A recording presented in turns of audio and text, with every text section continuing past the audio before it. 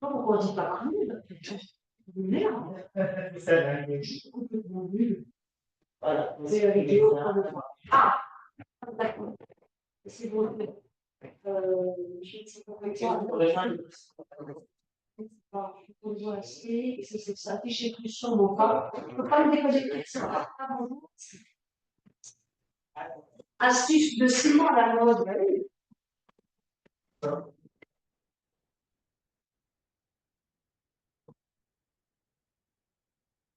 Comment ça se fait qu'ils mettent ça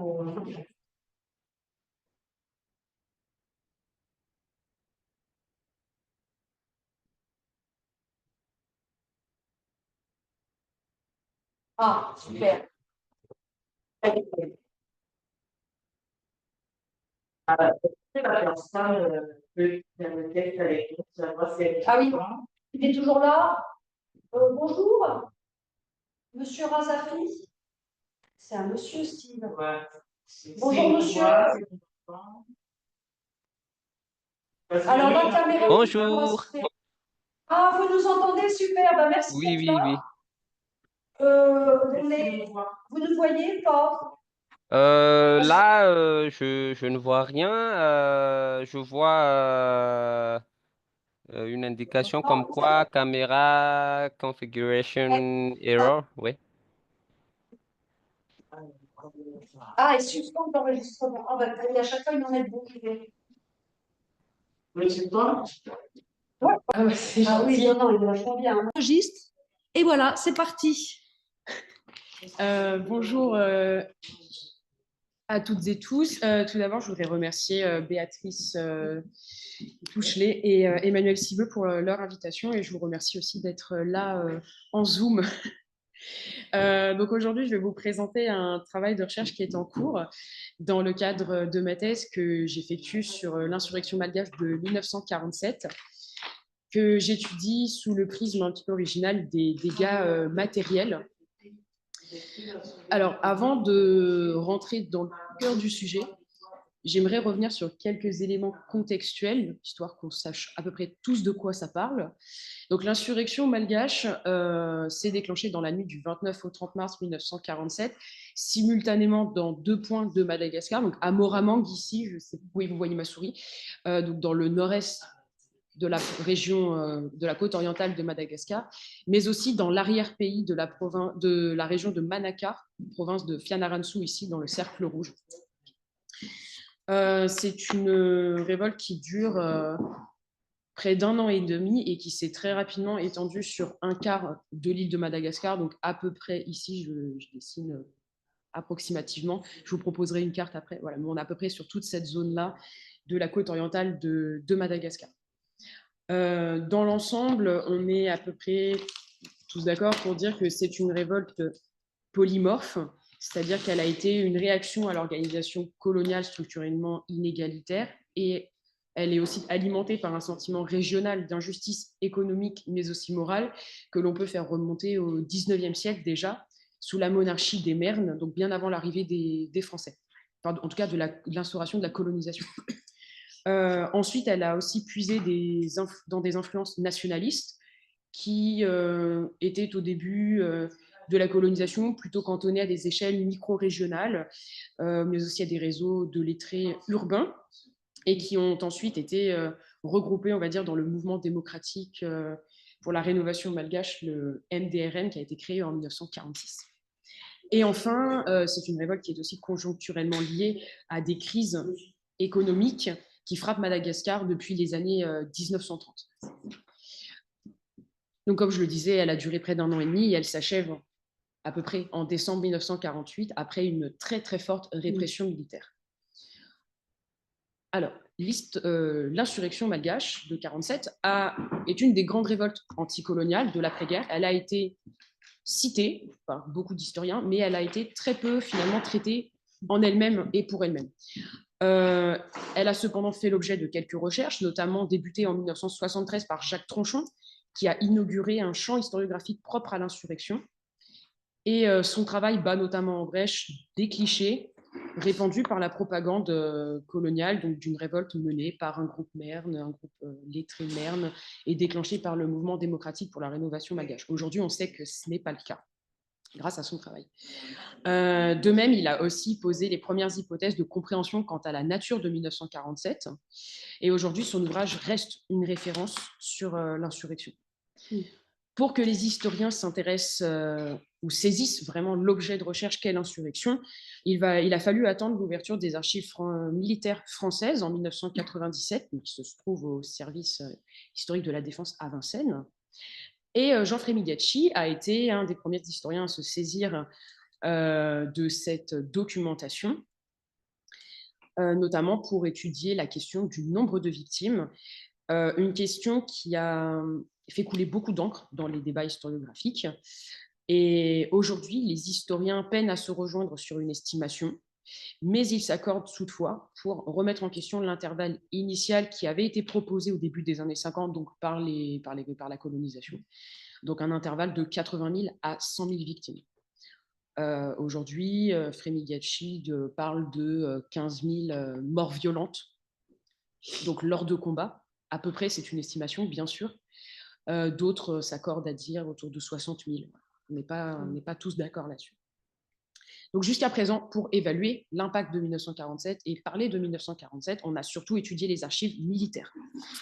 Du côté de l'anthropologie, on peut toutefois citer les travaux de Jennifer Cole, qui traite aussi la mémoire dans les années 1990, la mémoire de l'insurrection dans l'espace social. Donc dans cet ensemble de champs de recherche, la question des dégâts matériels, bien qu'évidente, est demeurée absente. Alors d'une part, en raison de la méconnaissance d'une documentation, mais aussi le fait qu'elle n'était pas une documentation archivistique qui n'était pas encore classée à ce moment-là. Donc j'en viens à présenter justement les sources qui font l'objet de mon travail. Comment étudier les dégâts matériels? Grâce à quoi?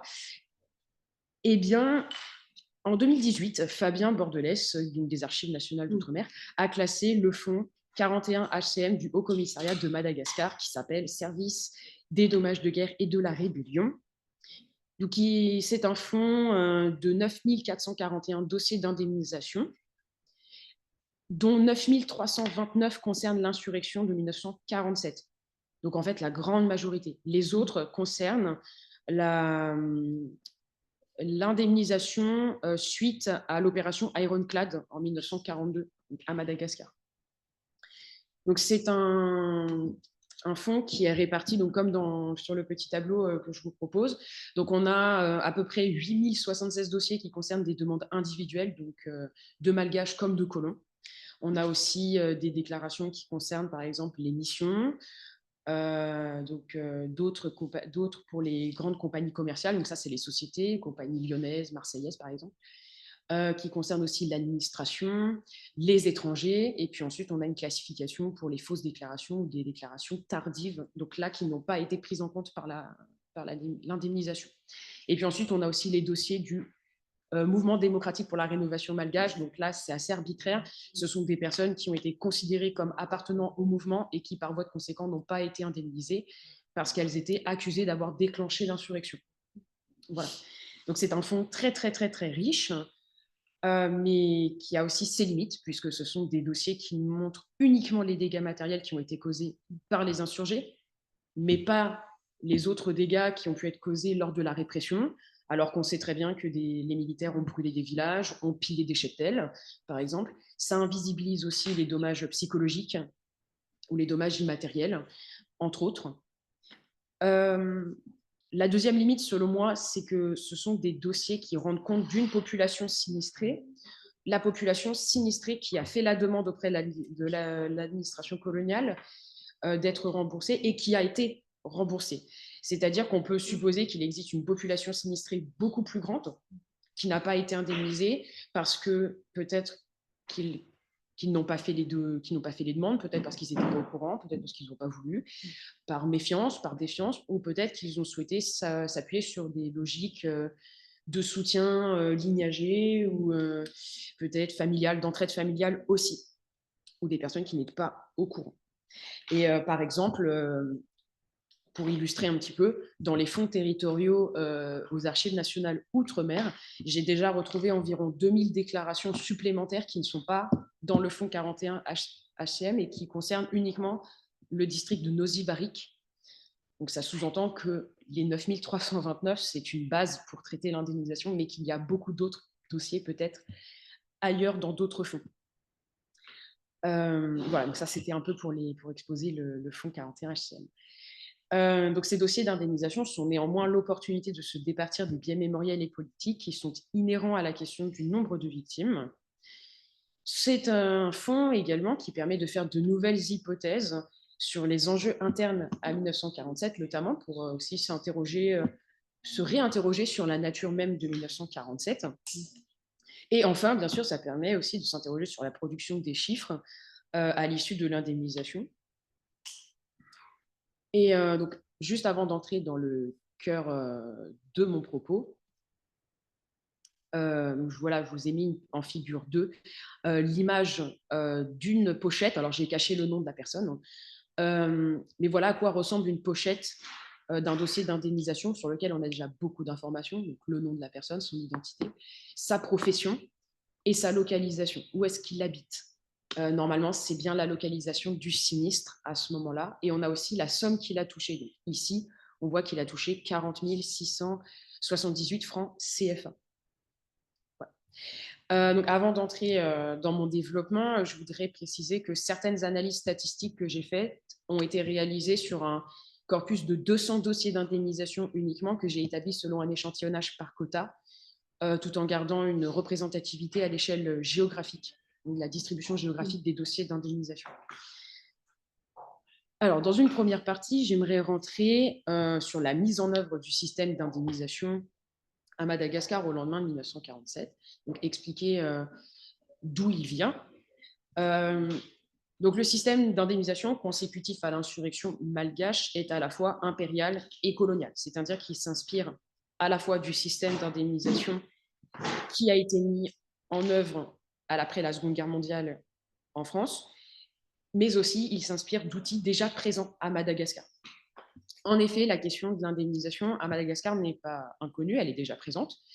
D'une part parce que la côte orientale de l'île est régulièrement touchée par des cyclones et on trouve des traces de plusieurs appels à déclarer les dégâts liés à ces aléas naturels dans le journal officiel de Madagascar, mais aussi une question de l'indemnisation déjà présente en raison d'événements politiques et économiques qui ont déjà touché Madagascar. Donc, indemniser les anciens propriétaires d'esclaves, par exemple à Nosy-Be en 1848, après l'abolition de l'esclavage en 1848, mais aussi suite à d'autres mouvements insurrectionnels comme la révolte des Ménalambes entre 1895 et 1896, donc là qui a touché plutôt le sud de la région d'Antananarive, mais aussi suite à l'opération Ironclad de 1942, comme je vous le disais tout à l'heure.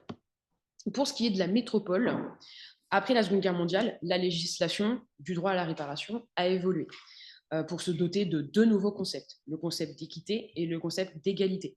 C'est-à-dire qu'après la Seconde Guerre mondiale, on met un point d'honneur à ce que tout dommage donne lieu à une réparation, mais aussi à la désignation d'un responsable qui devra produire l'indemnité. Et il y a aussi la question de la responsabilité de l'État qui est importante. Cette législation-là, elle a été étendue, bien sûr, en Union française, donc dans les territoires qui ont été impactés suite à la Seconde Guerre mondiale, mais aussi d'autres territoires de l'Union française, d'autres colonies, où il y a eu déjà des soulèvements anticoloniaux. Donc, par exemple, on indemnise les colons en Indochine en 1945, mais aussi les colons et les Algériens d'Algérie en 1945, après les événements de Sétif et Guelma. Et bien sûr, donc, cette législation est aussi étendue à Madagascar. Donc, on est face à un système qui est à la fois impérial et colonial. Alors, comment fonctionne le système d'indemnisation à Madagascar? Alors, j'ai un petit schéma, voilà. Progressivement, donc, il y a plusieurs organismes qui ont été créés. Donc, d'abord, un comité central qui se situe à Antananarive et qui est placé sous la présidence du haut-commissaire de Madagascar, donc, qui est ici, qui finalement n'aura pas un rôle si important que ça dans le processus d'indemnisation, mais qui sert surtout à centraliser les demandes. À l'échelle de chaque province, Le haut commissaire demande aux chefs de province de créer des comités provinciaux d'assistance et d'aide aux victimes de la rébellion qui se trouvent ici. Le chef de province est chargé de choisir les membres qui vont siéger dans ce comité-là. Donc, bien sûr, ce sont des membres qui, en grande majorité, représentent les intérêts de la colonisation. Ce sont des fonctionnaires. Il y a quelques représentants du secteur privé. Et il y a alors un représentant des intérêts des colons et un seul représentant aussi des intérêts des Malgaches. Voilà. Tout le reste des membres sont, par exemple, le chef de la circonscription de la circonscription domaniale et foncière, chef du service provincial de l'agriculture ou encore le chef du service provincial des travaux publics, représentant les intérêts de la colonisation. Ensuite, dans chaque district, donc plusieurs districts composent une province, il y a aussi la création de commissions de constatation et d'évaluation provisoire, donc des comités locaux, dont les membres représentent aussi principalement les intérêts de la colonisation et qui vont servir aussi à faire les premières évaluations des pertes. Donc, on est face à un fonctionnement très hiérarchique. Donc, le sinistré qui a perdu ses biens fait son inventaire de pertes, il estime ses pertes. Pour chaque bien, il estime un prix. Je vous montrerai bien sûr des photos. Il estime donc ses pertes pour chaque bien, il estime ce qu'il a perdu. Il envoie sa demande au chef de canton, donc c'est à peu près l'équivalent de nos communes à nous aujourd'hui, une communauté de communes. Le chef de canton vérifie que tout est en ordre. Il envoie la demande au comité d'évaluation provisoire qui dépêche une équipe sur les lieux du sinistre et qui va réévaluer et vérifier, bien sûr, la véracité de l'évaluation et des pertes. Donc, réévaluer les biens, notamment tout ce qui va être produit de consommation. On va réestimer le prix en fonction du prix courant, donc pour le riz, pour le café notamment, mais aussi pour tout ce qui est en lien avec le cheptel, les bœufs ou même les animaux de la basse-cour. Il y a beaucoup de réévaluation là-dessus. Une fois que la réévaluation provisoire est faite, suite à cette enquête sur place, le comité du district envoie la demande à la province, donc à ce comité de la province, qui va statuer définitivement sur ce que le sinistré a le droit de percevoir ou pas. Donc, c'est assez long, c'est des processus très... alors, il y a une volonté de décentraliser quand même les évaluations. Et on est aussi face à un fonctionnement très hiérarchique. Une fois que le comité provincial a statué, il estime donc que la personne percevra son remboursement en 4 fois, 4 parts de 25%. Dans les faits, les sinistrés perçoivent leur remboursement en 3 fois, parce que ça a duré 10 ans, c'est beaucoup trop long, et que les derniers remboursements arrivent en 1955, donc c'est très très tard. Et en 1955, on sent que l'administration veut clôturer la question de l'indemnisation, et donc verse les 50 derniers pourcents aux sinistrés très rapidement. Donc j'en arrive à questionner un petit peu les objectifs de ce système d'indemnisation mis en place à Madagascar. Donc bien sûr, il s'agit d'évaluer les dégâts, il s'agit bien sûr de rembourser les sinistrés, mais surtout, il s'agit d'évaluer les pertes matérielles qui ont été causées à l'administration coloniale et à la colonie. Il s'agit de relancer très rapidement le poumon économique de la côte, de Madagascar. Et comme je vous le disais, l'insurrection s'est déclenchée sur la côte orientale, qui est le poumon économique de l'île. C'est là qu'il y a les principales plantations de colons. Donc, il y a un désir de relancer très, très vite l'économie. Pour ça, on impose aux sinistrés une réglementation assez stricte. Ils doivent se reconstruire à l'identique, et c'est bien dit comme ça dans les sources, à l'identique, et sur place. C'est-à-dire qu'ils doivent impérativement se reconstruire au même endroit. Ils n'ont pas le droit de partir. S'ils s'en vont, ils ne touchent pas leur indemnité. S'ils se reconstruisent différemment, on va leur rappeler qu'accessoirement, le principal, c'est de reconstruire sa maison, mais surtout de relancer la plantation. Voilà. Donc finalement, imposer aux sinistrés de se reconstruire à l'identique de la même manière et sur place, on peut se demander si il ne s'agit pas de contrôler plutôt la reconstruction pour qu'elle corresponde à des objectifs métropolitains très précis, mais aussi de montrer aux instances internationales, notamment l'ONU, qui critique un petit peu la colonisation, et bien montrer que l'Union française est unie face à ce genre d'événement et que tout va bien pour la colonisation française. Et il s'agit aussi, bien sûr, de reprendre le contrôle sur un événement politique et sur une crise politique assez importante. Autre réglementation, on impose aux sinistrés de se reconstruire en achetant principalement les biens de première nécessité, donc de quoi se nourrir, de quoi reconstruire leur maison principalement.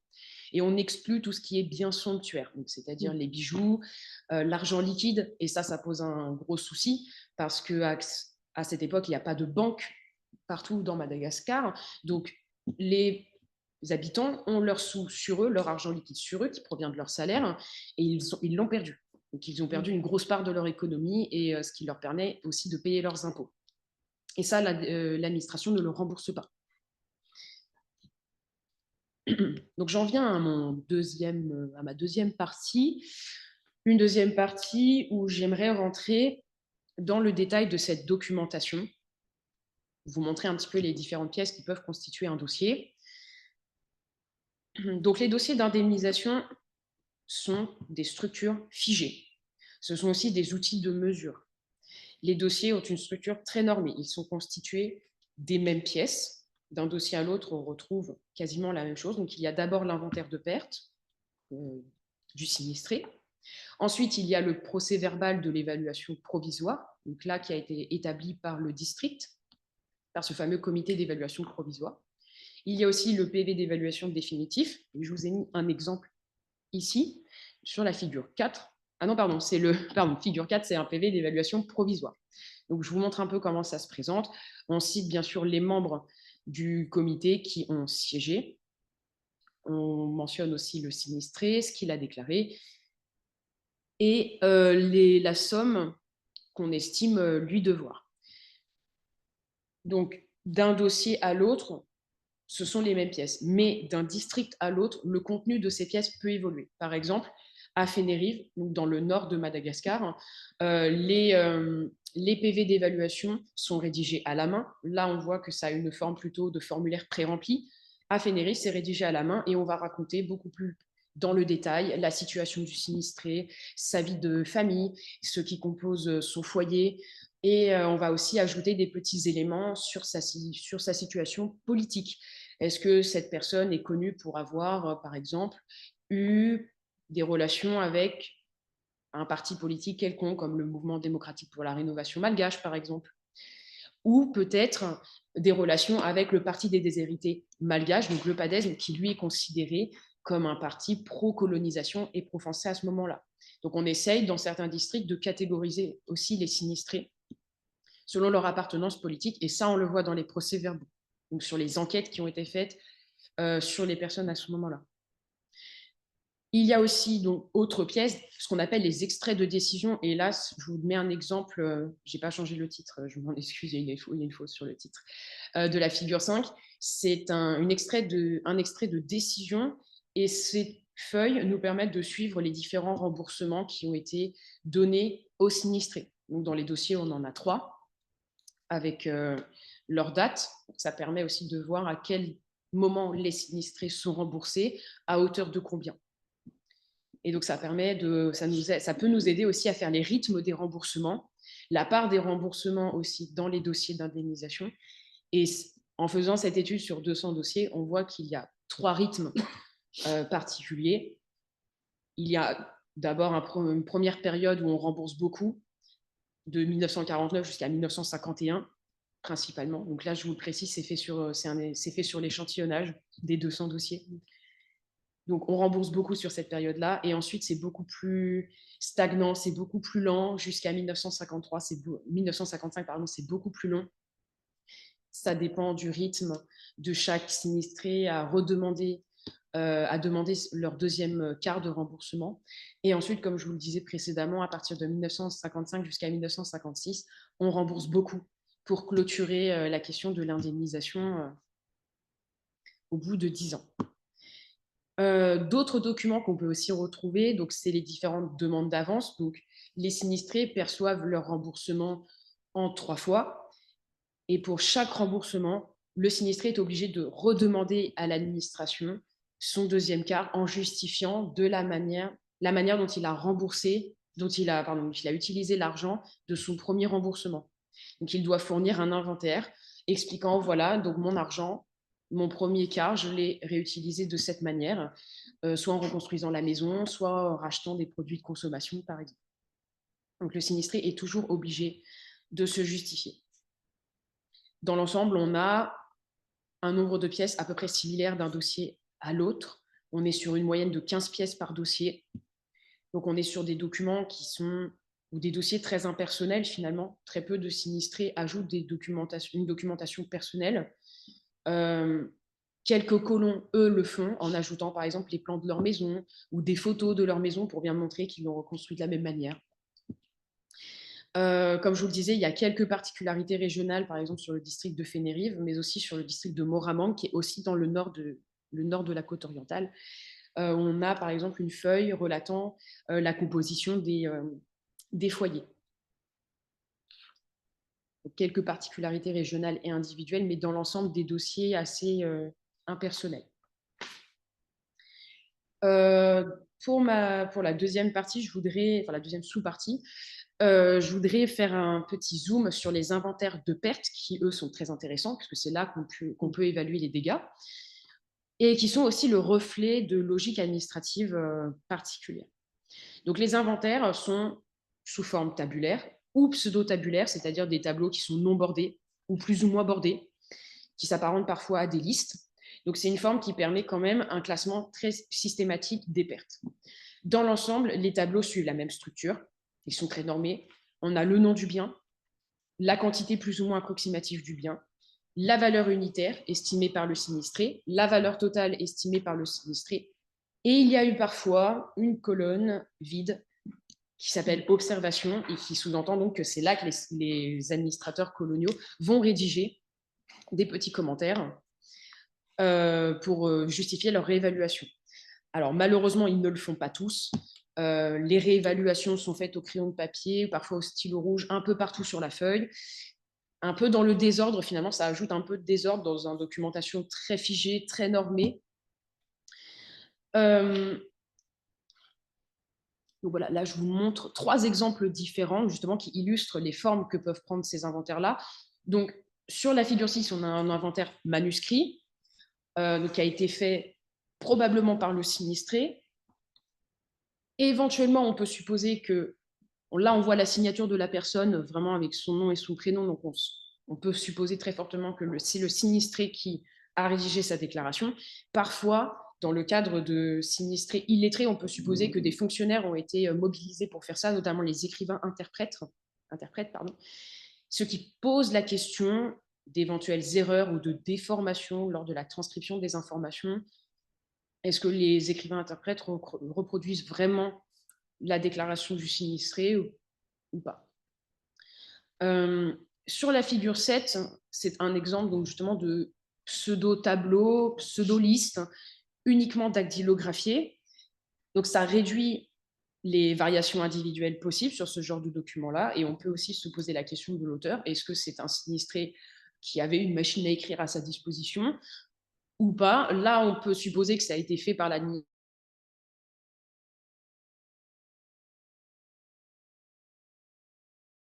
l'administration faite sur un document papier manuscrit original. Soit c'est l'administrateur qui a directement transcrit à la machine à écrire. Et on voit d'ailleurs les différentes corrections dont je vous parlais tout à l'heure, dans la case observation ici, au crayon de papier. Donc les réévaluations, je vais essayer de zoomer, si je peux. Voilà. Donc les différentes réévaluations faites ici, pour chaque bien, qui concernent... Bon, là, on est sur un... Je pense un inventaire d'une personne... qui est plutôt aisé, parce qu'on a quand même des pneus d'automobile. Tout le monde n'a pas une voiture à Madagascar en 1947. Donc, ça doit être probablement l'inventaire d'un colon. Et donc, sur la figure 8, un inventaire plutôt pré-imprimé. Donc là, on est sur un formulaire et on en retrouve beaucoup dans le district de Mananzar, justement. On retrouve beaucoup d'inventaires sous cette forme-là, pré-imprimés, ce qui suppose que des papiers ont été mis à disposition des sinistrés pour qu'ils puissent faire leur déclaration. Et ça témoigne aussi très probablement d'un désir de rationalisation des services administratifs et d'aller à l'essentiel.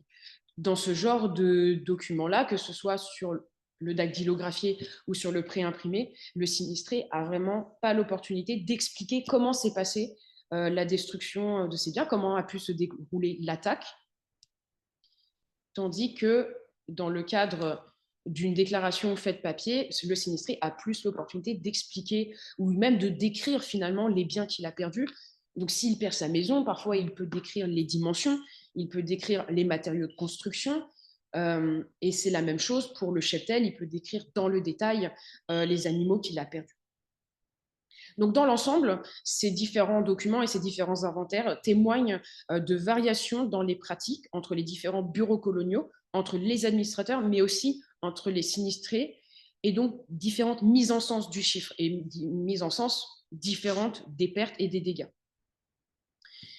La structuration tabulaire met en lumière, selon moi, les critères économiques avant tout, mais aussi des choix. On fait aussi le choix d'invisibiliser certaines informations, comme les dégâts causés par les troupes de la répression, donc les troupes militaires, que ce soit les tirailleurs sénégalais, les tirailleurs malgaches ou bien les troupes françaises à ce moment-là. On ne met pas en avant non plus les réquisitions militaires qui ont pu être faites. J'ai un dossier, le dossier d'un sinistré, par exemple.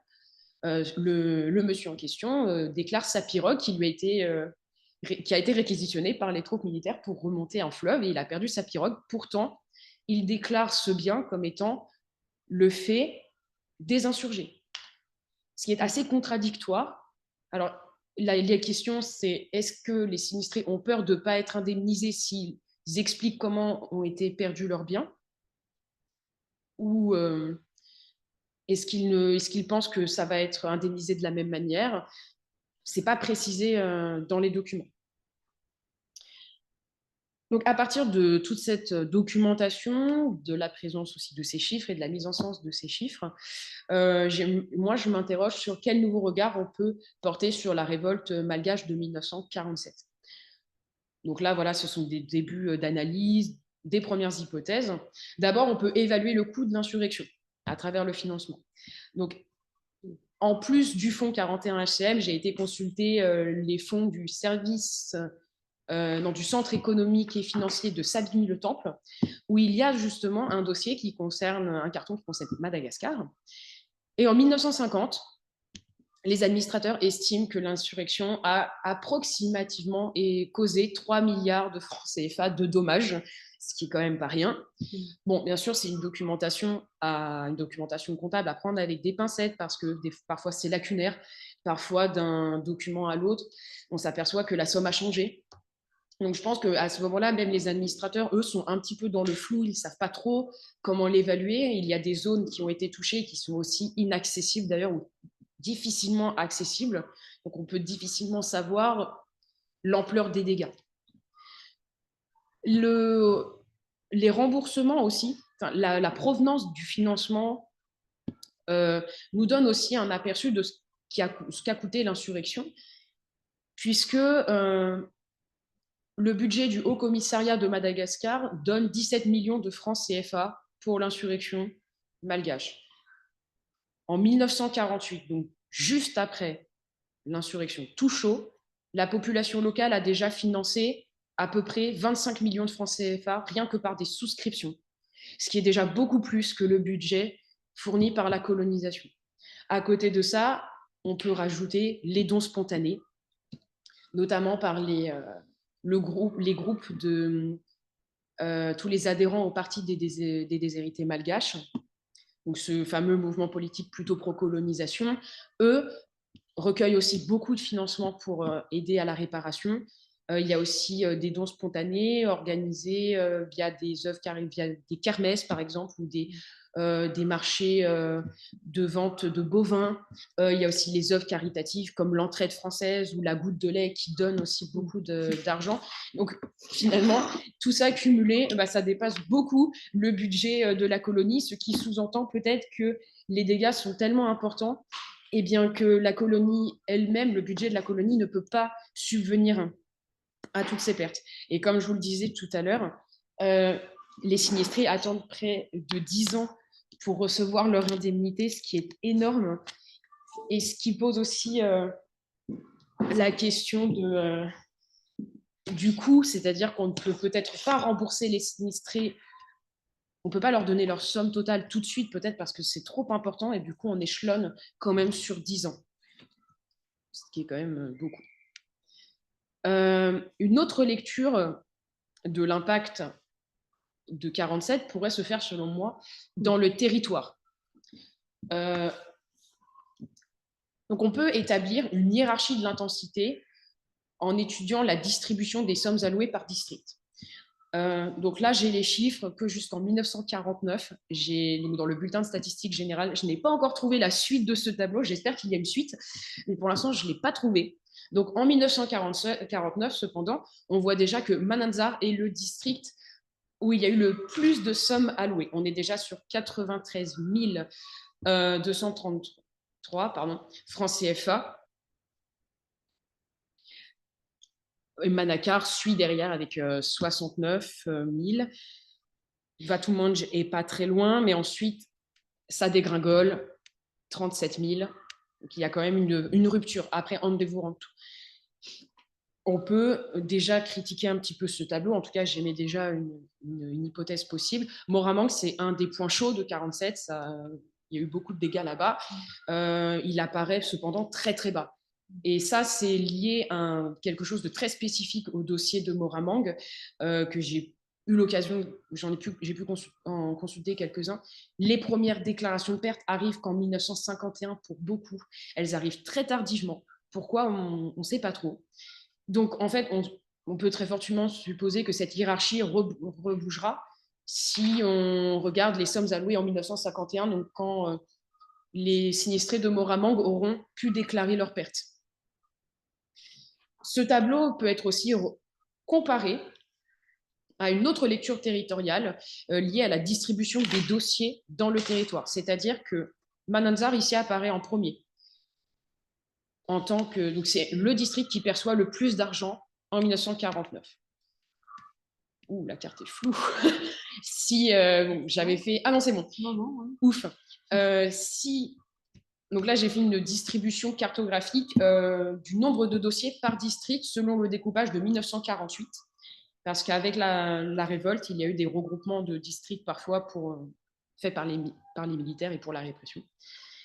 Donc on voit quand même que la hiérarchie n'est pas forcément la même. Moramang est très rouge. Fénérive ici, pas Fénérive, Andevoranto ici est très très rouge. Je zoome un petit peu. Fénérive là-haut aussi, ça veut dire qu'il y a beaucoup de dossiers dans ces districts-ci. Alors le contraste n'est pas top, mais Mananzar, lui, n'est déjà plus dans la même catégorie. Il est dans celle-ci, dans la deuxième. On a aussi d'autres districts qui apparaissent où il y a beaucoup de dossiers d'indemnisation, donc Nosivarik, Ifanaden notamment, Vatumanj qu'on retrouve, entre autres.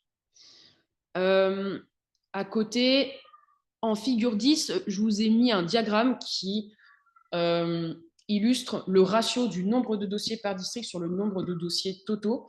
Et on s'aperçoit que Moramang plus Andevorant sont déjà à 32,3% des dossiers, ce qui est quand même beaucoup. Et en dessous, on a un deuxième groupe assez important aussi, Manakar, Fénérive et Mananzar, qui sont à 26,6% des dossiers. Donc en fait, à eux, 5, ils représentent déjà presque 50% des dossiers, ce qui est énorme.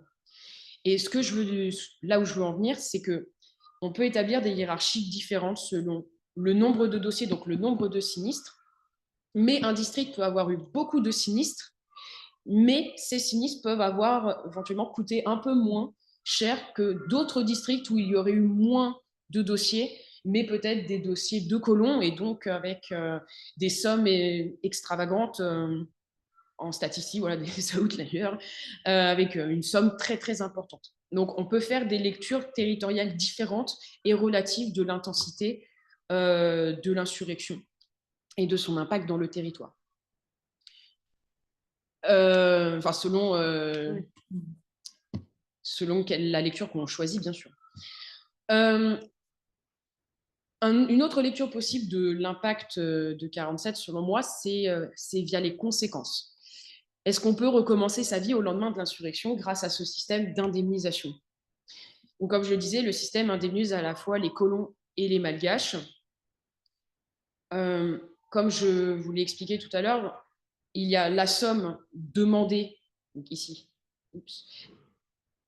par le sinistré. Il y a la somme qui est proposée ensuite par la commission d'évaluation provisoire, et puis il y a la somme accordée par la province, donc la somme que touchera finalement le sinistré. Dans l'ensemble, donc là j'ai fait 3 boîtes à moustaches pour voir la dispersion un peu de ces différentes sommes, et la question était, est-ce que le système d'indemnisation réévalue à la baisse ou permet vraiment aux sinistrés de se reconstruire? Alors, au regard de la réglementation, déjà, on suppose que beaucoup de sinistrés perdent de l'argent, que ce soit parce que l'argent liquide n'a pas été compté, parce que certains ont perdu des bijoux ou de l'argenterie, ce n'est pas compté non plus, ou parfois, si ce n'est pas justifié, de la même manière, c'est sorti de l'inventaire et ce n'est pas pris en compte. Cependant, on voit quand même une certaine cohérence entre les différentes médianes, ce qui suppose que dans l'ensemble, l'administration n'est pas dans un objectif de réévaluer plus à la baisse ou plus à la hausse certains sinistrés. Donc, l'administration ne va peut-être pas privilégier les colons pour les indemniser plus et ne va pas forcément punir les malgaches et les indemniser moins. On est dans quelque chose qui semble finalement plutôt cohérent à l'échelle des 3 sommes. Hormis évidemment quelques cas à part de sommes de déclarations non retenues. Donc, néanmoins, l'insurrection a quand même eu un impact assez fort sur les malgaches et les colons, bien sûr, donc sur la population, dans les sphères économiques et sociales. Désormais, les personnes n'ont plus de biens matériels, ils n'ont plus de terres si celles-ci ont été brûlées, ils n'ont plus d'animaux domestiques non plus. Certains arrivent à reprendre leur activité économique, et ils le disent, ils en sont même plutôt contents, ça se sent à la lecture des dossiers. D'autres décident de changer entièrement de vie. J'ai le cas d'une sinistrée, par exemple, qui, en raison de son âge et parce que son mari est décédé aussi, elle décide de vendre sa concession et d'obtenir une licence pour devenir gérante d'un hôtel-restaurant à Ifanaden, ville. Donc elle abandonne complètement sa concession et elle change complètement de vie. D'autres décident aussi de partir, retrouver leur famille qui se situe dans une autre région. Donc une autre peut-être lecture possible de l'impact, ce serait éventuellement les déplacements entraînés par l'insurrection. Alors, c'est très difficile à quantifier. Pour l'instant, je ne sais pas trop comment je pourrais faire ça. Mais en tout cas, voir s'il y a eu un impact démographique justement sur les déplacements de population, que ce soit pendant 1947 ou après le système d'indemnisation ou pendant. Voilà. Voilà, donc quelque chose de difficile à quantifier pour le moment, mais qui serait probablement très intéressant. Donc, en conclusion, l'évaluation de l'insurrection a jusque-là été faite par le prisme du nombre de victimes. Les dossiers d'indemnisation offrent la possibilité et l'opportunité de se concentrer sur les dommages matériels.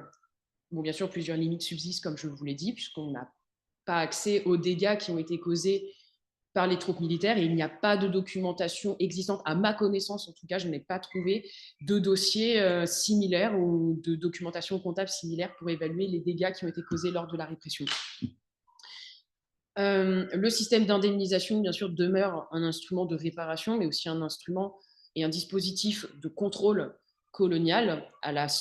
On est quand même dans le cadre d'une sortie de crise, donc c'est aussi un outil qui doit aider justement la fin de cette crise.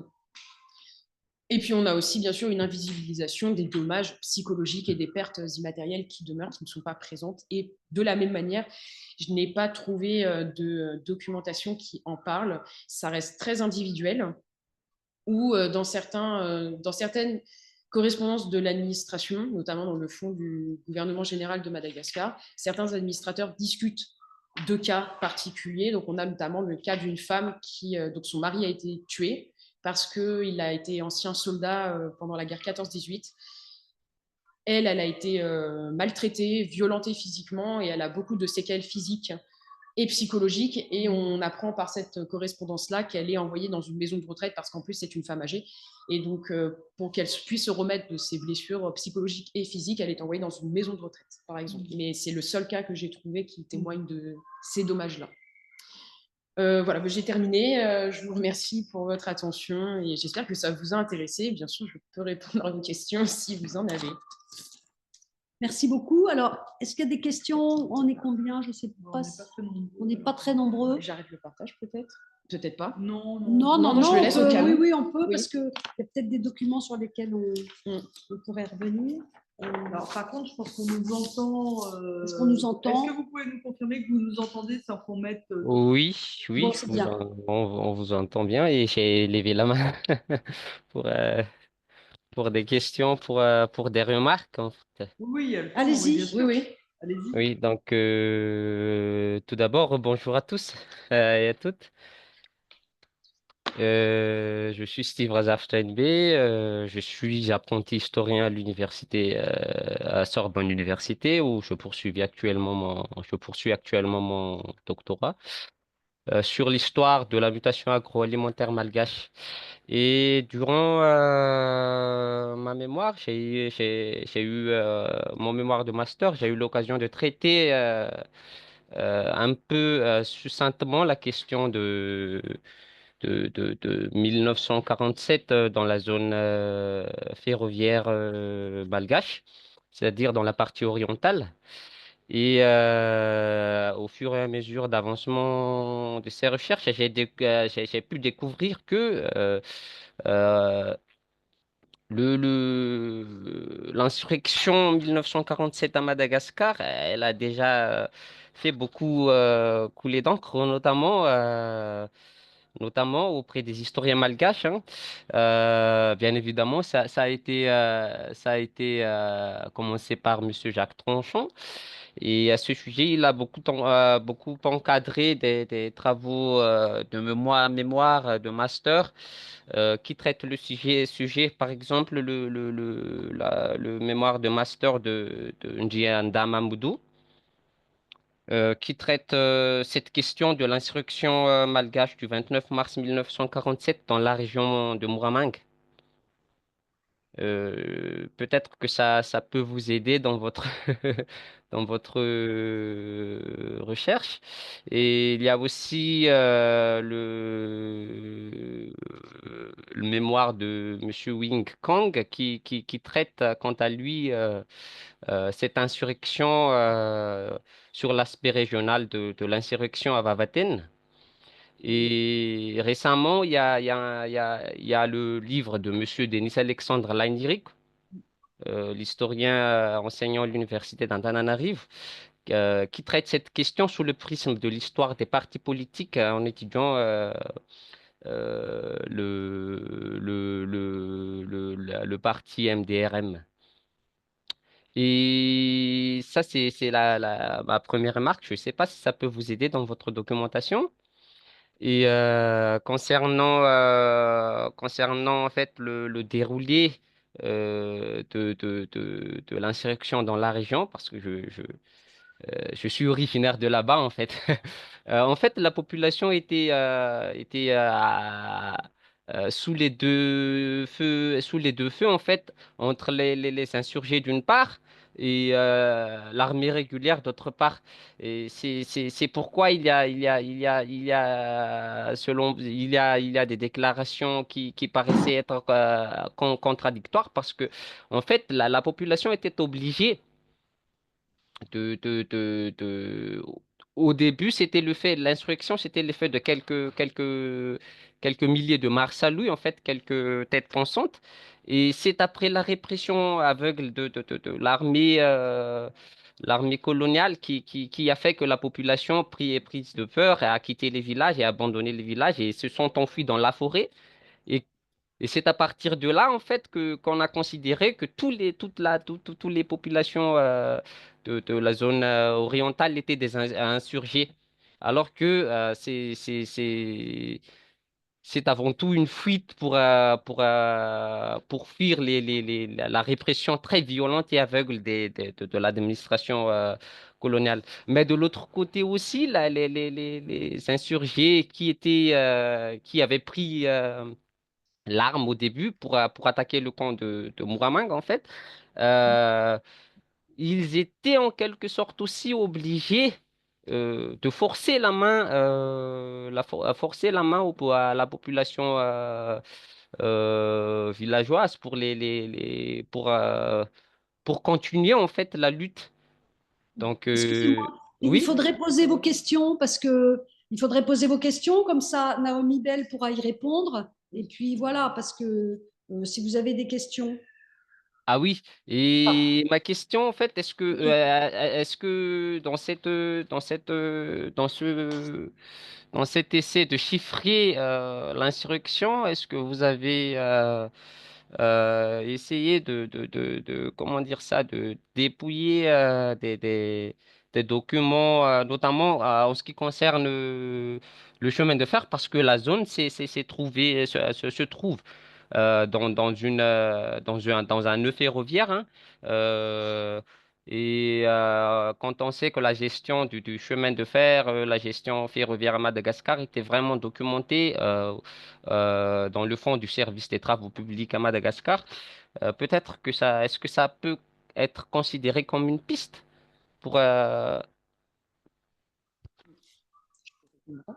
Oui, on va vous répondre directement, ce sera mieux. Oui, donc Voilà. je voulais rebondir effectivement donc, pour les documentations, enfin, pour l'historiographie, effectivement, j'ai déjà bien dépouillé pas mal de choses. Récemment, ce qui est intéressant, c'est qu'il y a à la Bulac, il y a un fonds Simoyage qui a été déposé donc, par ses enfants Mhm, et qui recense, dans un des cartons, justement, il y a pas mal de petits mémoires d'étudiants, enfin, de futurs professeurs, je pense surtout, qui font des étudiants donc, qui vont faire des enquêtes orales sur place, mais c'est très régional, dans des localités très très particulières. Et donc ça ressemble beaucoup aux premiers mémoires qui ont été faits effectivement et qui sont d'ailleurs conservés à Ankatsu à l'université. Donc ils sont des mémoires très régionaux qui concernent principalement la région, on va dire la province de Tamatave et surtout la région de Muramang. Moi, pour ma thèse, j'ai choisi surtout de me concentrer sur la région de Mananzar, plutôt, parce que je trouvais que c'était pas trop étudié justement dans les différents mémoires plutôt régionaux qui avaient été faits. Mais du coup, c'est vrai qu'il y a le fonds Simoyage qui est intéressant de mentionner aussi pour justement ces petits mémoires de recherche qui ont été faits dans les années 60, du coup, donc très, très, très récemment, après 47 finalement, dans un contexte politique particulier. Après, pour ce qui est donc pour la question des chemins de fer, alors il y a un fonds aux Archives nationales d'outre-mer, la Régie des chemins de fer justement, qui recense quelques dossiers d'indemnisation, mais du personnel, vraiment du personnel qui appartient à la Régie des chemins de fer, mais j'ai pas vu pour le moment de documentation relatif, par exemple, qui recense par exemple tous les sabotages qui auraient pu être faits ou ce que ça aurait pu coûter. Ça, je pense que je vais le trouver dans les dossiers d'indemnisation intitulés, comme je le mettais tout au début, sur mon petit tableau, voilà, peut-être dans la catégorie administration. Parce que c'est là que des fois, il compte le nombre, par exemple, de bureaux de chefs de canton qui ont été détruits. Donc peut-être que là, j'aurai des informations sur les chemins de fer, surtout sur le FCE, du coup. C'est surtout lui oui, qui m'intéresse. Mais oui, effectivement, la question du chemin de fer est intéressante, que ce soit pour cartographier ou pour effectivement quantifier, puisque ça a été une veine très importante pour l'évolution des troupes pendant 47, des troupes insurgées, bien sûr. Donc oui, c'est une piste. Merci beaucoup. Est-ce qu'il y a d'autres questions en ligne ou est-ce qu'on peut passer, nous, à... C'est bon, monsieur, aussi? Ouais, il pourra- oui. Vous pourrez réintervenir, hein, on n'a pas Ouais, fini. réintervenir. De toute façon, n'hésitez pas. Puis là, Emmanuel, vas-y, vas-y. Alors moi, je voudrais, merci beaucoup Ouais, Naomi sûr. pour cet exposé qui était tout à fait passionnant. Bon, moi, ce que j'apprécie beaucoup dans ce que vous nous avez proposé, c'est la façon dont vous articulez l'échelle impériale et coloniale. Et je pense que là, il y a un élément très important de votre thèse, parce que c'est vrai que tout ce que vous avez dit sur les formes d'indemnisation qui existaient auparavant, j'ai pas l'impression qu'il y ait énormément de travaux, hein. Vous êtes en train d'ouvrir quelque chose de tout à fait neuf. Et effectivement, et la question aussi, quand même, on est juste après la Seconde Guerre mondiale et la question de qu'est-ce qu'on redistribue à qui, c'est quand même la question majeure de ces années-là. Et je trouve que là, vous avez un objet très, très concret pour entrer là-dedans, qui est tout à fait intéressant. Et honnêtement, est-ce qu'il y a des travaux, par exemple, sur les indemnisations sur CETIF également? Parce que alors, moi, là, vous... Alors, il y a une étudiante de Sylvie Thénault qui travaille Ouais. actuellement sur l'indemnisation en Algérie en thèse. D'accord. Louise, qui s'appelle Louise, D'accord. qui est en train de faire sa thèse aussi dessus. Et elle a une collègue, mince, je ne me rappelle plus de son prénom, mais qui travaille sur l'indemnisation en Indochine. Ouais, d'accord. Bah, Qui ont organisé un colloque, il n'y a pas très longtemps d'ailleurs, un colloque junior à Sciences Po, pour la question des indemnisations. Voilà. Mais c'est très récent, effectivement, il n'y a pas d'autres travaux pour le moment. Et est-ce que vous allez aussi aller regarder, par exemple, parce que vous avez dit qu'à Madagascar, il y avait déjà les indemnisations pour les cyclones, etc. Est-ce que vous faites une comparaison, par exemple, avec les... j'imagine qu'il y a aussi des formes d'indemnisation à La Réunion, ça s'impose peut-être, et puis peut-être aussi dans les Antilles. Est-ce que ça existe déjà à ce moment-là? Il y a, alors, en 47, est-ce qu'il y a déjà des dossiers Est-ce que ça a déjà été fait est-ce qu'il y a déjà eu des travaux sur... Non, parce que vous avez dit qu'en fait, il y avait une tradition d'indemnisation à Madagascar qui était liée au cyclone. Oui. Est-ce que vous allez comparer avec d'autres théâtres d'indemnisation pour les cyclones? Alors, pour la thèse, c'était pas... En fait, la question de l'indemnisation dans la thèse, je ne sais pas encore si je vais l'intégrer, en fait. Parce que pour la thèse, j'avais prévu de m'orienter sur vraiment 47, que ce soit vraiment le cœur du propos, et que la documentation soit une excuse pour aborder 47 et d'autres enjeux.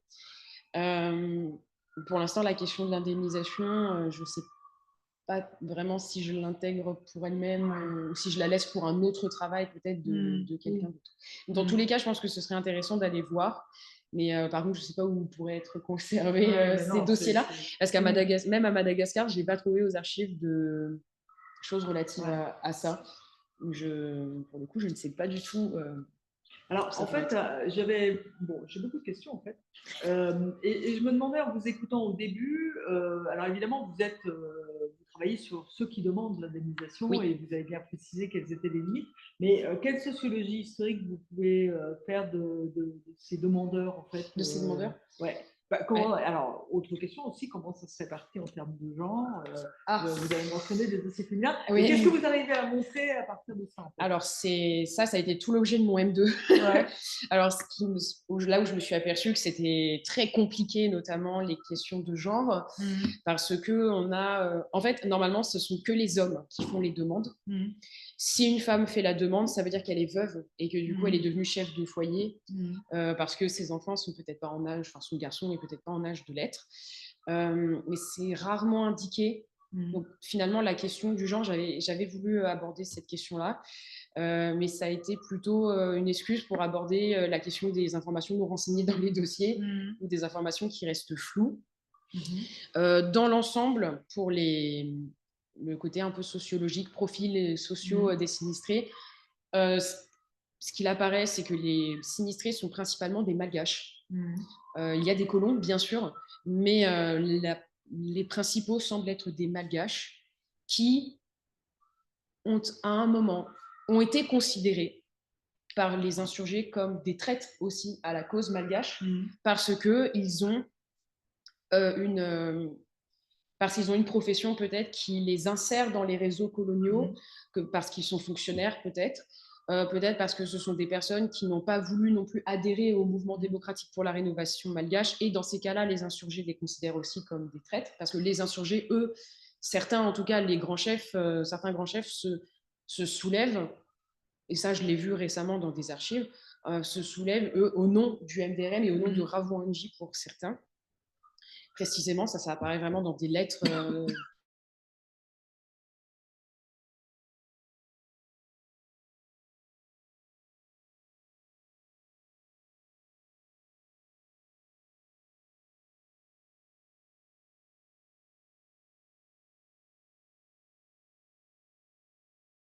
Elle va être construite en dur avec un toit en tôle, avec une petite véranda. Donc, elle est considérée comme étant différente de la maison plus traditionnelle parce que ce sont des personnes qui ont des vêtements européens ou parce que ce sont des personnes qui ont des meubles aussi chez eux qui sont très européens et qui marquent une espèce d'assimilation finalement européenne.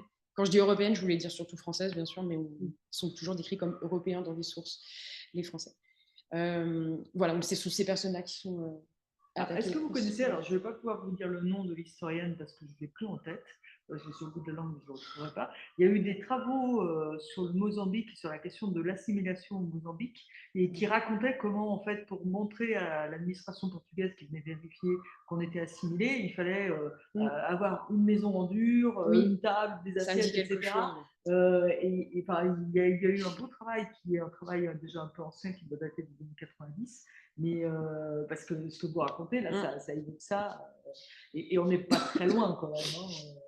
Ça se ressemble complètement. Et en Mm. plus, ce qui est souvent dans certains inventaires qui sont très petits, où on assimile très vite les biens disponibles, certains malgaches ont des habits européens, entre guillemets, qu'ils portent uniquement lorsque l'administrateur vient faire sa petite tournée. Ouais.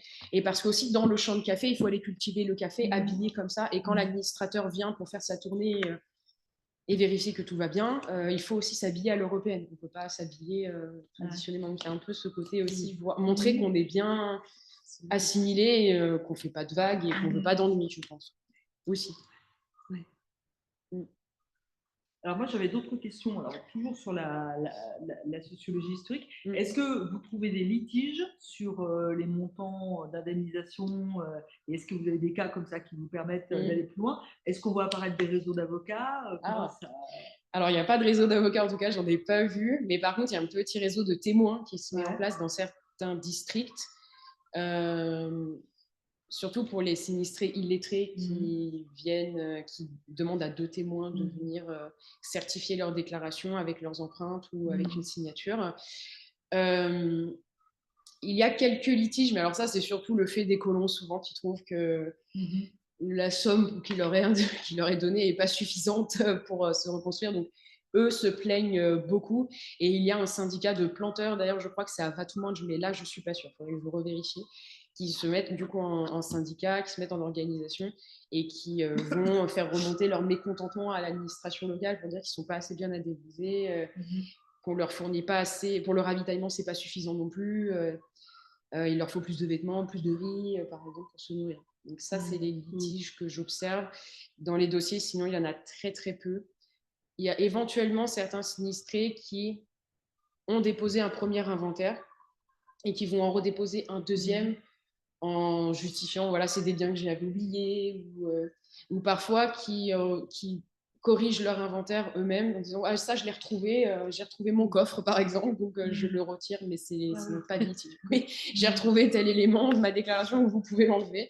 Mais sinon, non, très peu, pas beaucoup de litiges. En tout cas, dans ceux que j'ai consultés, encore une fois, il n'y en avait que 200 sur 9329. Donc, c'est pas beaucoup, mais il n'y a pas une commission de recours, de toute façon. Non. Il n'y a apparemment pas de position. Non. Bah, je pense que le sinistré peut réécrire à la commission si jamais il n'est pas content. Mais c'est la même. C'est la même. Voilà. Je ne suis pas sûre que ça... Et les Européens acceptent complètement que le processus d'indemnisation, enfin que la procédure soit la même pour tout le monde? Bah, apparemment, ils acceptent. Alors, dans certaines correspondances de l'administration, j'ai l'impression, les administrateurs sont parfois très violents dans leurs propos à propos des colons ou qu'ils trouvent assez pénibles, justement, et ils ont l'air d'en avoir un petit peu marre. Et alors, les colons en question, c'est des Européens ou bien c'est des Réunionnais aussi? C'est des Européens, principalement des Français. Alors, dans certaines sources que j'ai consultées très récemment, il y a donc parfois quelques témoignages ou dépositions recueillis par la police et certains témoins de destruction ou de passage de troupes précisent bien ah là là, les troupes sont passées très très vite, ils sont passés sur la plantation de monsieur sujet britannique qu'ils n'ont pas incendié et ils se dirigeaient vers la plantation de monsieur X colon français et là par contre ils ont mis feu à sa plantation de café. Donc on dirait que pour certaines troupes insurgées il y a vraiment la volonté de cibler vraiment certaines personnes. D'autres peut-être s'en fichent et vont mettre le feu comme ça, juste parce que c'est la révolte et que c'est comme ça.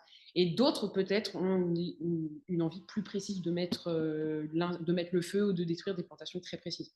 Il n'y a pas d'Asiatiques, d'Indiens Il y a des Asiatiques, surtout les commerçants. Voilà, c'est ça. Alors les commerçants, cette catégorie qui apparaît pas. Il y a les sources Ouais. que Frémigacci a Bah oui. étudiées, là, les marécageux, il y a tout cela. Hein, donc, Alors, eux, je les ai pas trop vus. En tout cas, ils apparaissent pas de manière très flagrante. Ouais. Par contre, oui, effectivement, c'est dans la case étranger. Ils sont dans la case étrangère, Étrangers. les réunionnais comme ça? Non, les mais commerçants, Asiatiques, les commerçants asiatiques. asiatiques et tous les sujets britanniques. Mais en Ouais. fait, ce sont des dossiers très légers parce que, surtout pour les sujets britanniques, qu'on renvoie vers le droit international. Enfin, on les renvoie vers autre chose. Mais sinon, oui, les commerçants, tous les Indiens, les Chinois qui tiennent des petites boutiques, alors eux, pareil, ils sont très touchés parce qu'ils sont considérés comme forcément des relais à l'économie capitaliste et donc l'économie imposée par les Français et donc l'impôt et donc la monnaie, l'impôt, tout ça.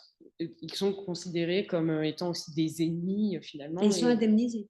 Eux, ils sont indemnisés Ok. aussi. Oui. Et est-ce qu'il y a une intervention de l'Inde ou est-ce que à ce moment-là, l'Inde n'est pas du tout en capacité en fait, de les aider encore? Alors par contre, j'ai pas de traces de ça. Je Ouais. sais pas du tout. Je crois pas. Ouais. En tout cas, j'en ai pas vu passer. J'ai pas vu d'intervention extérieure. Non. Parce que pour les commerçants, là, il pourrait y avoir des comptables qui interviennent. Non, mais bon, non, parce J'ai qu'ils pas ont leur vu ça. comptabilité. Ils non, ont- mais bon, si c'est le commerce chinois, c'est particulier. Je pense. Non, oui, j'ai pas Oui, l'impression oui, qu'il y ait oui. d'autres Non, non. documents comme ça. Par contre, ils ont des inventaires parfois très très longs. Oui. Bah oui. Des fois, ils montrent. Les stocks, hein. Voilà, et c'est des dossiers où parfois il y a beaucoup de factures de leur dernier stock, peut-être les dernières factures qu'ils avaient réussi à garder. Ils les montrent pour bien justifier. Ça arrive souvent. Mais c'est vrai que ce serait bien, ce serait intéressant de savoir par groupe aussi quels sont ceux qui sont le plus indemnisés, le moins. Enfin bon, s'il y a des différences ou pas. Oui. Mais non, vous disiez qu'il y avait a priori pas de différence de traitement. Moi, j'ai pas ce sentiment-là. Donc, au regard des dossiers que j'ai consultés et de l'analyse que j'ai fait sur les 200 précisément, j'ai pas eu ce sentiment d'avoir. Justement, c'était une de mes questions. Je me disais, bon, en fait, les pauvres malgaches, finalement, ils ne seront pas indemnisés comme les autres. Et en fait, on ne dirait pas. Donc, il n'y a pas de partialité dans les commissions, a J'ai priori. J'ai vraiment pas l'impression, a priori, bien sûr, au regard de ce que j'ai moi. Non, j'ai pas l'impression. Ça a l'air d'être plutôt objectif, d'ailleurs, finalement. Plutôt neutre. Ok. Emmanuel ? Il y a moyen de savoir en fait ce qui s'est passé avec au moment de la répression, etc. Est-ce que par exemple il y a eu des pillages de la part des soldats de la répression? Oui, il y en a eu. Alors c'est des sources très éparses, ça va être un témoignage par-ci par-là. Là actuellement, je suis au service historique de la défense pour dépouiller justement quelques informations, pas quelques sources. C'est très. Il y a quelques documents, quelques témoignages qui disent oui. Tel administrateur est arrivé, c'est le dernier que j'ai lu, tel administrateur est arrivé avec des troupes, ils ont mis le feu au village. Ah, d'accord. C'était assez violent de lire ce document qui est très brut. C'est un malgache qui explique que le feu a été mis au village parce que ce sont des personnes qui ont été considérées à un moment comme des alliés, peut-être, des insurgés. Par les troupes militaires, du coup, ils mettent le feu au village, tout en sachant que certains villages qui restaient, qui n'ont pas forcément participé à l'insurrection pour x, y raison, étaient aussi considérés comme des traîtres par les insurgés. Et les insurgés, ça par contre, on a plusieurs témoignages de ça, venaient dans les villages, disaient de manière assez claire, voilà, en fait, si vous nous aidez pas, que ce soit pour le ravitaillement ou en nous donnant des troupes, en fait, on va revenir vous tuer et mettre le feu.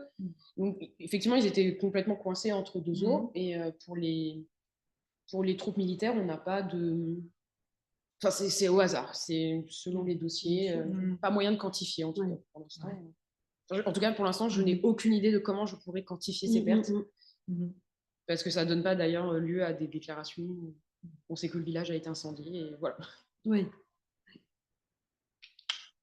Bon, il y a une. Alors, ce qui me.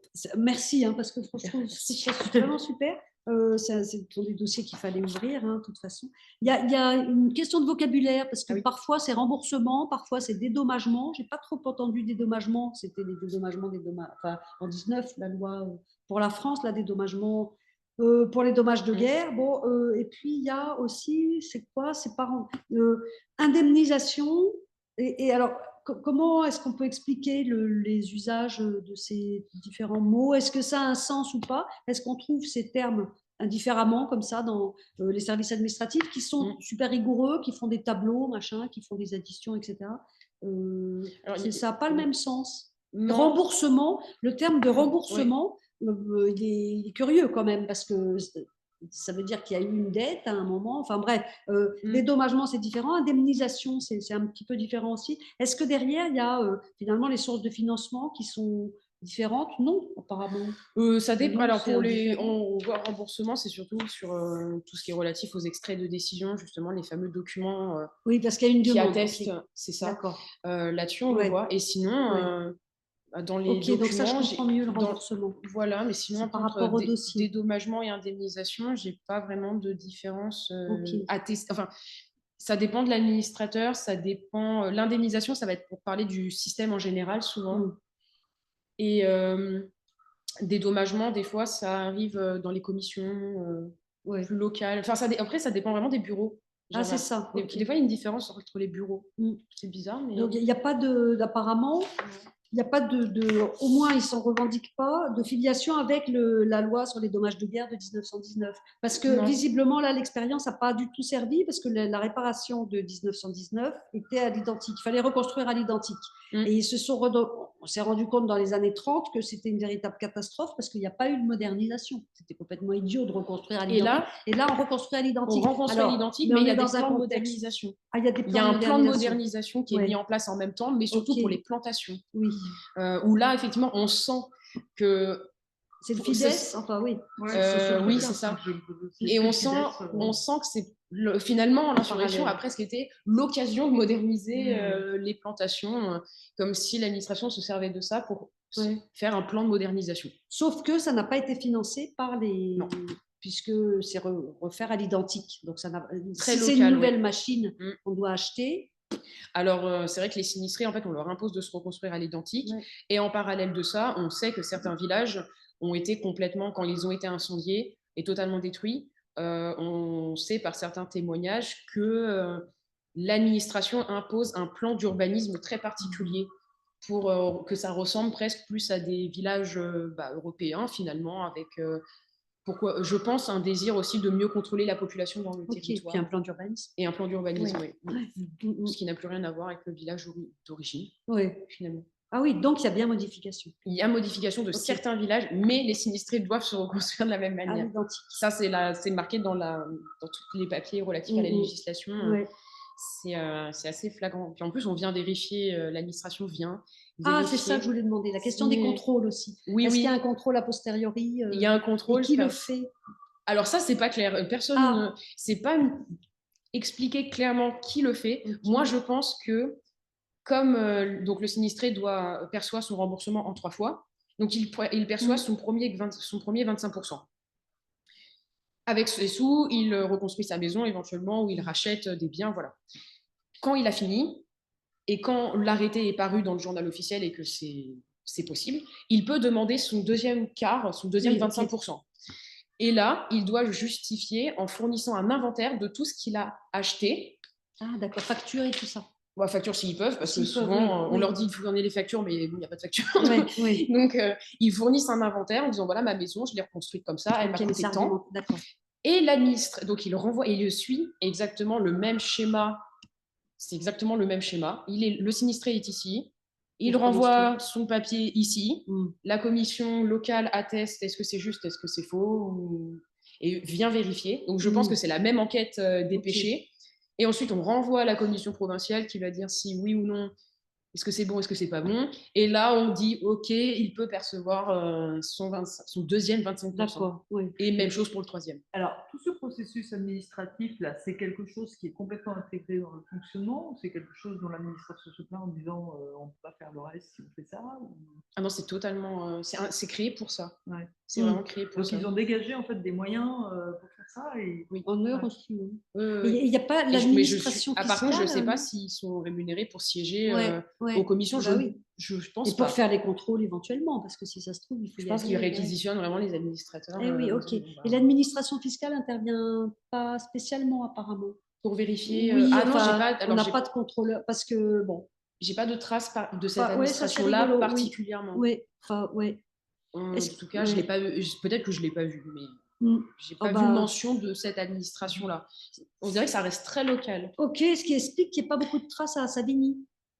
Il Parce y a qu'un qu'apparemment, carton. il n'y a qu'un carton. Il y a un Ah oui, carton ça, sur c'est quand même l'Indochine, un étonnant. carton sur l'Algérie et un carton sur Madagascar. Et sur ces questions d'indemnisation. Et en fait, c'est tout ça, toute la documentation législative d'institutions, de tous les comités, tous les projets de loi qui ont été créés, Mais soumis. c'est tout. Et il y a aussi tous les projets de crédit Oui, il faut qui bien sont tout le temps financer, hein. revus à la hausse, à la baisse. Enfin, Ouais. c'est un enfer. Et alors, qu'est-ce qui se passe autour des souscriptions là? Parce que ce que vous Ah oui. nous avez dit à la fin sur le fait que, donc, si j'ai bien compris, alors vous avez les chiffres pour 48, donc en 48, l'administration met sur la table 17 millions, mais immédiatement, il y a 25 millions Il y a déjà 25 millions qui. Oui. par souscription. On a les moyens, ça, de savoir en fait qui donne, comment, et de Alors, savoir quelles sont les raisons. Oui, alors des fois, il y a le papier qui atteste de la souscription de telle personne. Souvent, c'est des habitants qui ne sont pas trop pauvres. Ça s'échelonne sur plusieurs années. Et donc, il y avait un malgache qui avait souscrit de donner, je ne sais plus exactement, je crois que c'est 300 francs CFA ou 500 francs CFA, j'ai un doute, pour les orphelins. D'accord. Voilà, et sur Mais 5 ans. alors, comment on peut expliquer cette solidarité-là, est-ce que c'est quelque chose de ponctuel, d'exceptionnel? Alors, apparemment, il y avait. Ça, j'en avais discuté avec Fabien, donc l'archiviste en charge du fonds. Lui, il m'a dit qu'il a vu qu'il y avait eu d'autres souscriptions à Madagascar, déjà après, au moment d'Ironclad, et en 40 aussi, au moment où le gouvernement change un peu et passe pétainiste. Il y a déjà eu des souscriptions à ce moment-là. Mais alors, pourquoi est-ce qu'ils le font pour se faire bien voir auprès de l'administration? Est-ce qu'ils le font parce que, bah oui, ça leur tient à cœur et que c'est un désir personnel? C'est jamais expliqué. Alors, pour ce qui est du parti des déshérités malgaches, le parti pro-français, c'est pour renouveler, je pense, le loyalisme à la cause française. Ouais. Je pense que pour certains, il s'agit de ça aussi. Mais Montrer qu'on est loyal à la cause française. Et en même temps, c'est un test pour un parti, parce que c'est une chose d'adhérer à un parti, c'est autre chose de cotiser pour ce genre de choses. Donc, Voilà. c'est quand même. Moi, je trouve que là, il y a quelque chose de tout à fait fascinant. En fait, quel est dans votre sujet là, vous êtes en début de thèse ou Je suis à la moitié de mon contrat doctoral, ça fait 1 an et demi, et je suis en attente d'un financement que j'ai eu, mais que j'ai pas le droit d'utiliser pour l'instant. Ah non, on est gelé, Voilà, pour commencer en fait un peu le cœur du travail, parce que l'objectif, ce serait de numériser les dossiers relatifs à Mananzar, faire une reconnaissance optique de caractère dessus, ou travailler sur les méthodes d'intelligence artificielle pour extraire toute la documentation dessus et pouvoir ensuite lancer les analyses statistiques, faire la cartographie, les remboursements, voir à l'échelle de la région, enfin, du district de Mananzar. Et si ça fonctionne bien, on pourrait peut-être qu'on aura le temps d'étendre à Ifanaden, qui est juste derrière et qui a été aussi très touché. Donc là, j'attends de pouvoir me lancer. Et ça coûte cher, ça, de faire ça? Ce qui évite de faire une base de données manuelle. Parce que c'est sinon, ça. En fait, le but, titan. c'est de tout automatiser. Une fois que la reconnaissance est faite, justement, grâce à du XML ou un autre langage, de pouvoir, ou des entités nommées, de pouvoir lancer dans la base de données, qui sera peut-être pas en SQL, sera peut-être pas. Parce que alors, l'objectif, c'est ça. L'objectif par rapport à ça, c'est de voir en fait qui a été touché dans l'insurrection. En fait, moi, l'ambition que j'ai, c'est peut-être une ambition un peu trop grande et pire. Avec une grande ambition, après. Voilà, je fais ce que je peux. J'aimerais beaucoup re-questionner la nature de 47. Essayer de comprendre, sans pour autant, je ne terminerai pas ma thèse en disant voilà, ce qui s'est passé, c'est ça, et la conclusion, c'est ça. Parce que je pense que face à 47, il faut être un peu plus nuancé. Il faut accepter peut-être que 47, ça a été beaucoup de choses. Justement, il n'y a pas eu de travail sur la dénomination de 47. Qui pour moi est un sujet quand même important, c'est-à-dire qu'on dit insurrection, on va dire révolte, révolution. J'ai lu Jacquerie, j'ai lu plein de choses, et c'est jamais justifié, alors que les mots, comme vous dites, sont importants. Donc, moi, j'aimerais re-questionner la question de 47 à travers les dommages. Justement, quand on voit les profils socio-économiques des personnes, on sent qu'il s'agit peut-être d'une guerre aussi entre malgaches à un moment, peut-être. Il y a peut-être des désirs d'indépendance, mais il y a aussi d'autres choses qui se jouent. Et je voudrais aussi creuser la question de ce sentiment d'injustice économique et Ouais. morale qui remonte au 19e siècle, donc avant l'arrivée des Français, qui remonte déjà à la conquête qui a été faite par la monarchie merne sur cette côte orientale. Et Frémigacci avait commencé un travail intéressant là-dessus, dans ses 3 articles sur Mananzar, où justement il arrive à remonter un peu des familles, et il arrive à trouver que certaines personnes qui se sont soulevées en 47 ont un parent ou un grand-père qui s'est déjà soulevé à l'époque de Ménaland, donc au moment de l'arrivée de la colonisation. Et il sous-entend, ou en tout cas il explique, que les frontières géographiques seraient presque les mêmes. Donc on retrouve quand même des dynamiques, peut-être des personnes, des populations déjà plus susceptibles de se soulever que d'autres. Ce qui pose aussi, selon moi, la question de la nature. Oui, parce que c'est pas du tout la région la plus pauvre. Ah bah, alors, en tout cas, dans cette région qui est très grande, on a différentes expériences de la colonisation, je pense. Oui. Il y a des personnes qui, je pense, des régions qui étaient tellement peu accessibles. Ça se trouve, en 47, ils n'ont jamais vu un Français, mais un pourquoi ça Blanc. éclate là, quoi là aussi, il y aurait... Et surtout, ouais. on est dans une zone où ce n'est pas toujours la population locale qui se soulève, c'est des personnes du Sud, notamment, alors, on cite beaucoup les Amtemour et les Tanal, qui remontent pour aller faire l'insurrection plus haut. Alors, essayer de motiver la population locale aussi à le faire, mais souvent, c'est une population qui vient de plus au sud. Oui, en tout cas, ça, c'est pour la région de Fianarantsoa. Alors, ceux qui viennent de plus au sud, c'est des gens qui étaient employés dans les plantations de café ou... Je pense alors, ça, je ne sais pas exactement précisément, mais peut-être des personnes qui faisaient un travail saisonnier, peut-être aussi, qui venaient chercher du travail. L'éthanol, il y a quand même eux, ils se sont déjà beaucoup soulevés, donc peut-être qu'eux, ils ont conservé aussi cette idée d'indépendance et de désir d'indépendance. Ensuite, pourquoi est-ce qu'ils sont, je pense, beaucoup de gens qui travaillent dans les plantations. Et alors, quelques lettrés aussi. Alors, dans ce sens, est-ce que dans ceux qui sont indemnisés, qui sont plutôt ceux qui sont un peu intégrés, enfin pour certains d'entre eux un peu intégrés dans les réseaux français, est-ce qu'il y aurait un lien à faire avec, il y a quand même dans l'entre-deux-guerres un énorme mouvement de réclamation d'une vraie assimilation, en disant, est-ce qu'il y a moyen d'établir ce lien-là ou...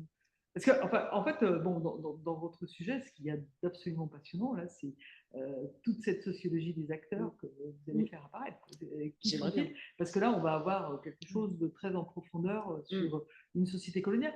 Est-ce que dans l'histoire régionale, il y a déjà une sociologie historique forte des groupes présents? Ouais, des groupes, et puis de la façon dont ça fonctionne, de qui sont les planteurs européens qui sont là, qui sont les réunionnais qui sont là. Il y a... Oui, alors Frémigacci a quand même fait. Bon, évidemment, il y a Frémigacci. Il y a une thèse aussi sur les réunionnais à Madagascar. Il me semble, mais j'ai plus le nom. Je ne sais plus comment il s'appelle, mais il y a un travail qui est très intéressant. Il y a ce travail-là. Après, il y a aussi les travaux de Philippe Beaujard, quand même, qui sont pas négligeables, et de son collègue, je vais peut-être me tromper dans son nom, c'est Jean Saboto, je crois, qui a fait aussi un travail sur les Amtemour. Et après, Beaujard qui avait travaillé avec lui. Voilà.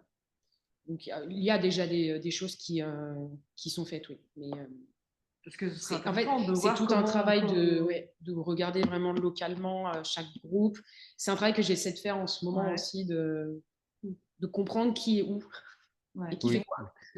Aussi, c'est J'ai retrouvé le titre de la référence, c'est le travail de Jeanne-Marie Penven, africaine saisie.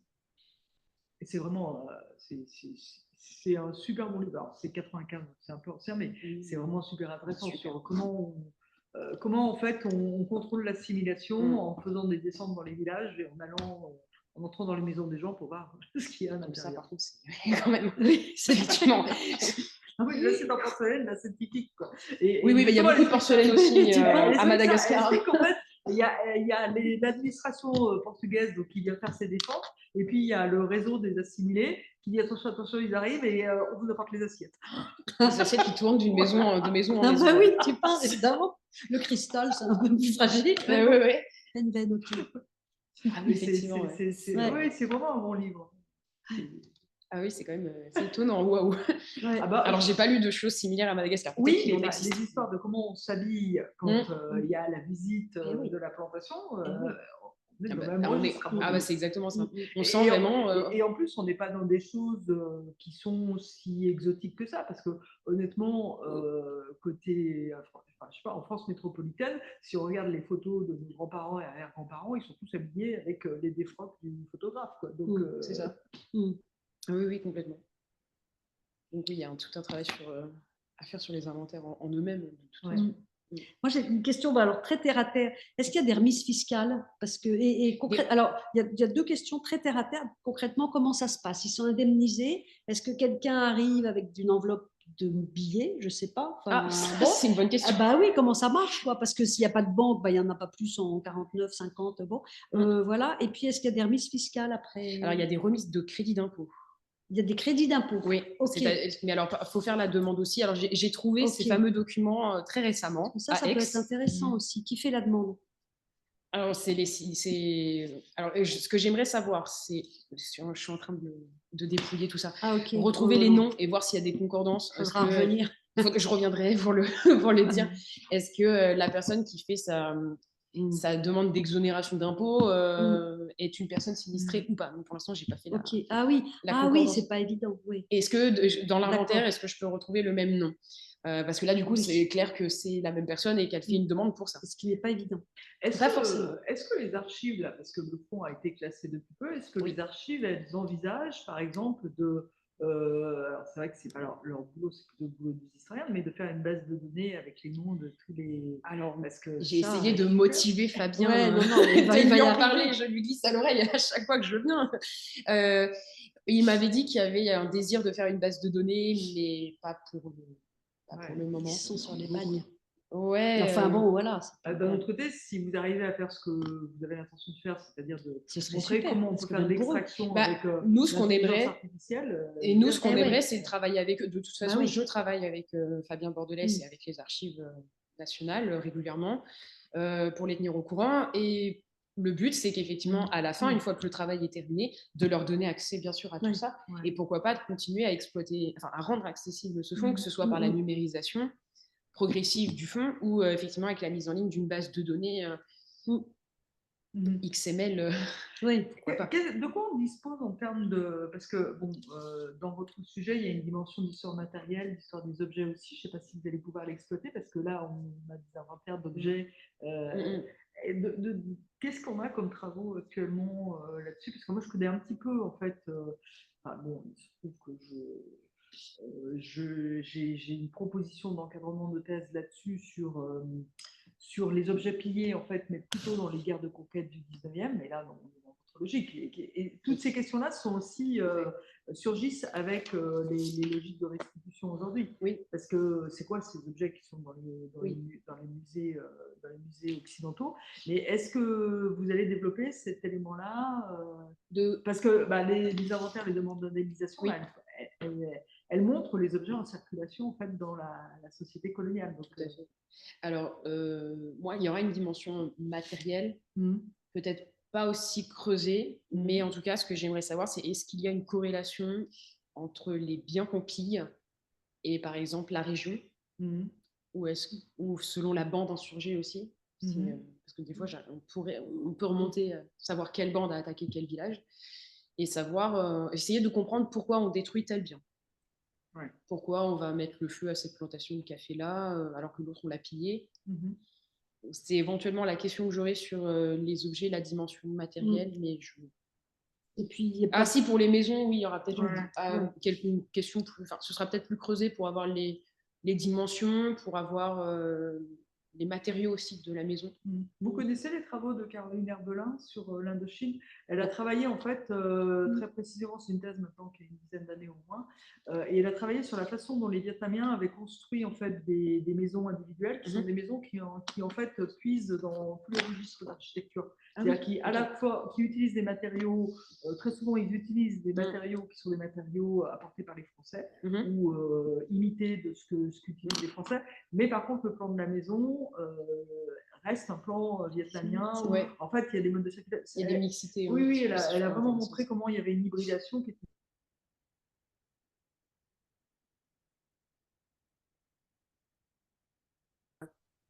des quelques ouvrages que j'ai lus, bien sûr, j'ai l'impression qu'il y a toute une dimension aussi sacrée pour la maison. On ne va pas utiliser n'importe quel matériau parce que ça fait référence, par exemple, ça va être le matériau utilisé pour les tombeaux, donc on ne va pas l'utiliser pour la maison.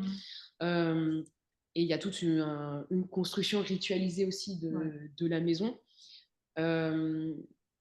Dans l'ensemble, j'ai l'impression que pour l'instant, des dossiers que j'ai lus, il y a une très grosse dichotomie entre les maisons considérées plus traditionnelles avec la pièce et la maison un peu plus européanisée qui va avoir un étage, qui va avoir une véranda.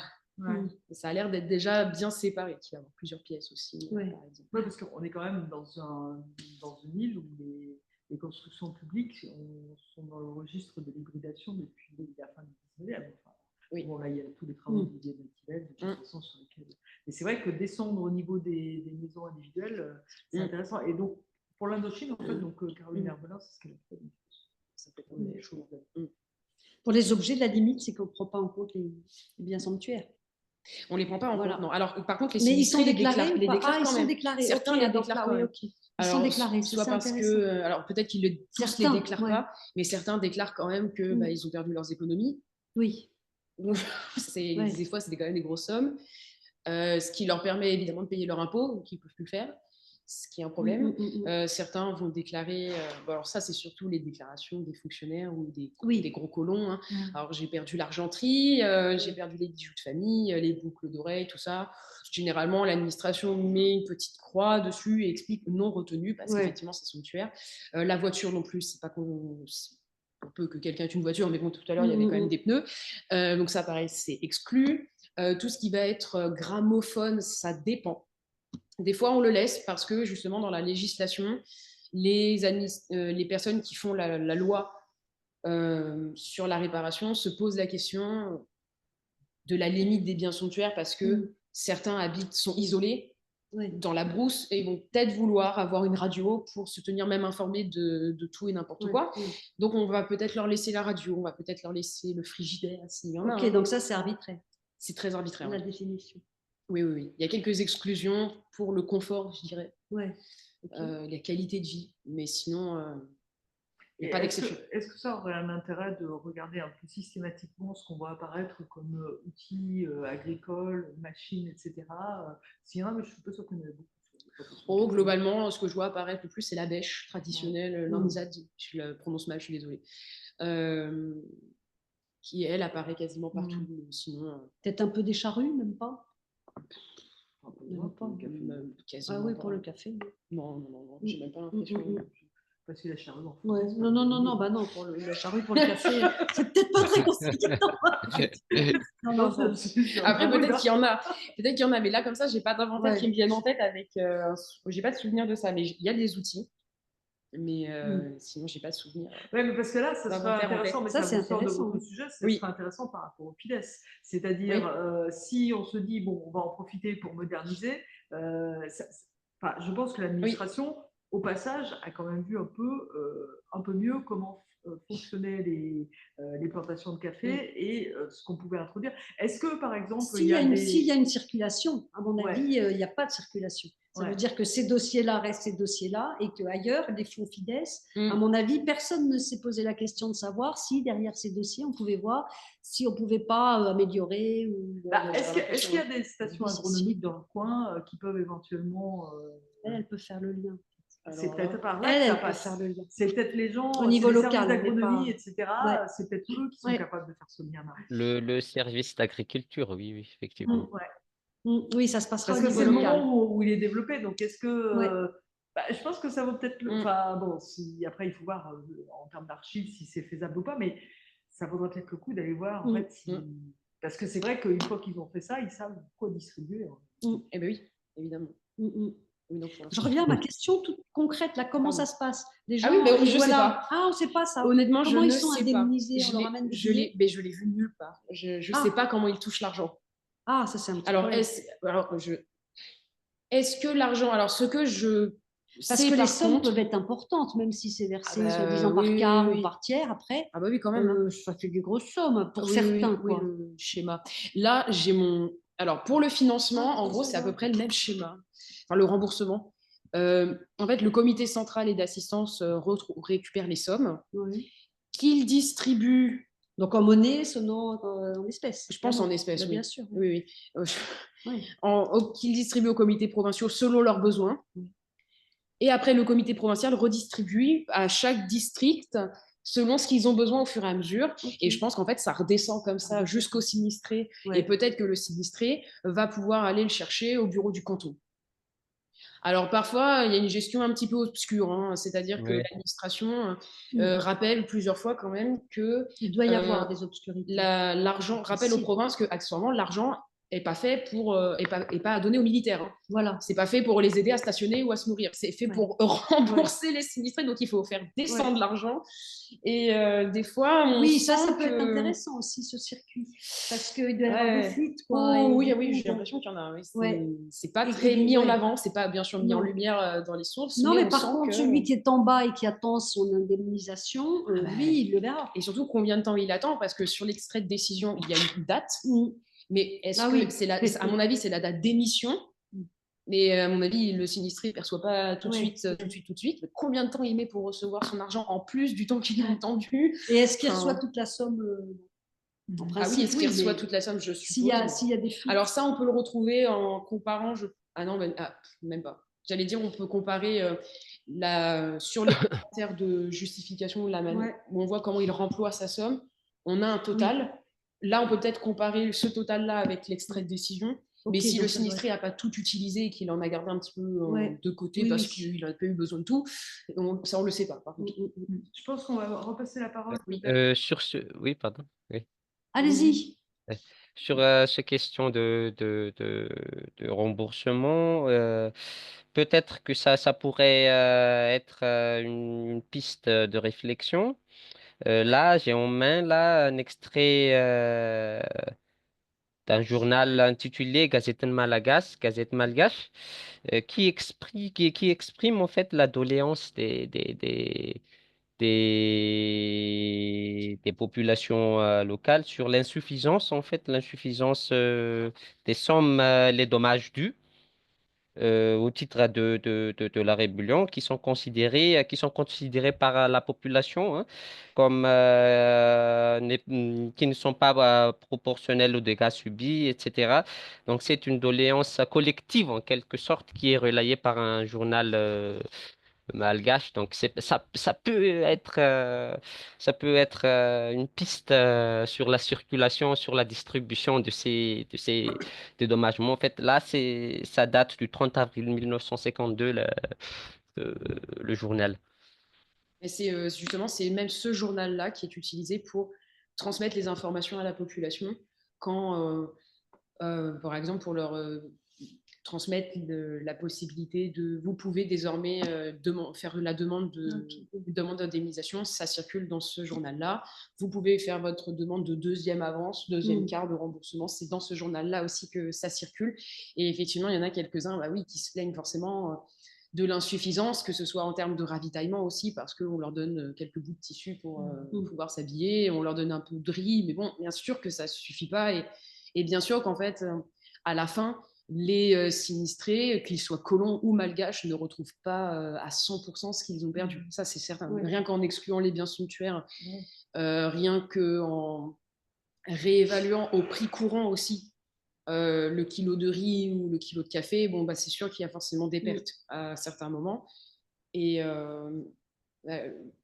leur capital a forcément diminué, ça c'est certain. Ça fait aucun doute malheureusement. Et j'y pense, la bibliothèque Alain Desrosières, donc la bibliothèque de l'INSEE, il y aurait peut-être des informations statistiques puisque ça s'arrête en 49. Alors faut leur poser la question, mais ils n'ont pas. J'y avais été, j'ai consulté tous les bulletins de statistiques jusqu'à l'indépendance et il n'y a plus de traces de ce tableau. Ce qui me frustre beaucoup, je l'avoue, parce que je le cherche, ce tableau.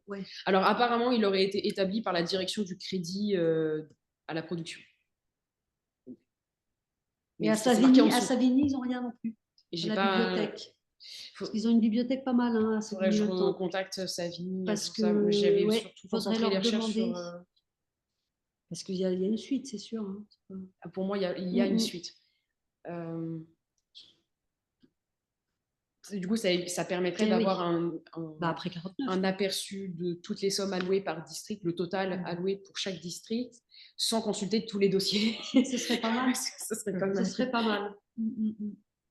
Et peut-être qu'il y a bien quelque part un tableau qui a été établi après 49. Je pense qu'ils n'ont pas Ouais. arrêté. Ils n'ont pas arrêté là, puisque du coup, Moramang, d'ailleurs, en 48-49, a quasiment rien perçu, alors qu'on sait que ça a été un point chaud. Il y a forcément beaucoup plus de dossiers, puisque c'est le premier district qui apparaît en termes de nombre de dossiers. Ouais. Et dans la Gazette, là, ils disent rien sur le fonctionnement concret, ces sommes d'argent qui arrivent. Il n'y a pas un appel à la population. Alors, j'ai pas. Oui. Là, ce que je constate là, en fait, c'est l'administration directement qui distribue en fait les sommes. Ils tiennent une registre de listes de demandes et c'est en fonction de ce registre qu'ils distribuent les sommes allouées aux sinistrés en fait. Ouais. Et là, il dit qu'il est frappé par l'insuffisance des sommes et notamment le nombre des gens qui sont inscrits, mais qui ne sont pas indemnisés en retour, en fait. Alors après, oui, parce que, enfin, c'est possible parce que du coup, comme je le montrais ici, il y a des déclarations considérées comme tardives, ça veut dire qu'elles arrivent au-delà du délai accordé, où il y a aussi des fausses déclarations, des déclarations qui sont considérées comme fausses, alors souvent en termes de date ou tout simplement apparemment mensongères. Parce que sur la carte que j'ai faite, si je la retrouve, elle est là, elle arrive. Là, par exemple, on a quand même quelque chose de très surprenant. On a le district de Morambe, qui apparaît ici, vous ne voyez pas très bien, dans la province de Tuléar, qui, a priori, n'a pas été un centre de l'insurrection. Et pourtant, on a quand même 4 personnes qui déclarent avoir perdu des biens à cause de 47. Et en fait, quand on regarde ces dossiers-là, bon bah, il y a juste un inventaire dedans et l'administration mais qu'en fait, c'est faux. Il n'y a pas eu d'insurrection là-dedans. C'est pas, en fait, ce ne sont pas des dégâts qui sont causés par l'insurrection. Peut-être que ce sont. Parce qu'en fait, l'insurrection se mélange avec des bandes aussi des pilleurs de bovins notamment. Il y a beaucoup de vols comme ça. Et l'insurrection a l'air de se mélanger beaucoup. Des groupes comme ça, très indépendants, ont l'air de se greffer à l'insurrection, mais qui n'en font pas vraiment partie. Et c'est la même chose pour le district de Antala là-haut. Il y a un seul dossier, alors que, a priori, pareil, l'insurrection s'est pas déclenchée là-haut.